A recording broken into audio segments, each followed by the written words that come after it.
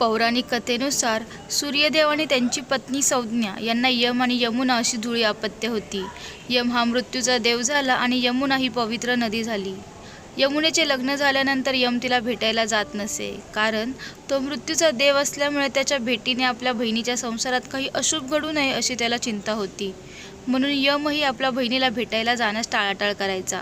परंतु यमुना आपल्या भावाला भेटण्यासाठी आतुर झाली होती. तिने अनेकदा यमाला भेटण्यासाठी विनंती केली.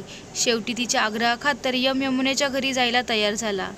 कार्तिक शुद्ध द्वितीयेच्या दिवशी यम आपल्या बहिणीच्या घरी आला. यमुना त्याला पाहून खूप आनंदित झाली.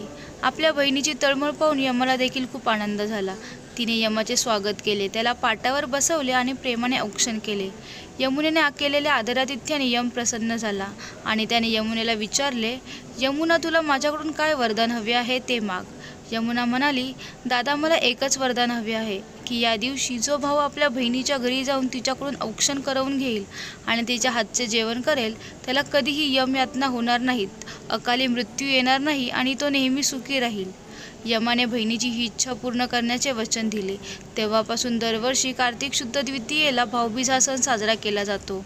बहिणी आपल्या भावाच्या दीर्घायुष्यासाठी प्रार्थना करतात आणि भाऊ आपल्या बहिणीला भेटवस्तू देतो. अशा प्रकारे यम आणि यमुनेची कथा भाऊबीज सणाशी जोडलेली आहे. म्हणूनच याला यम द्वितीया असे म्हणतात.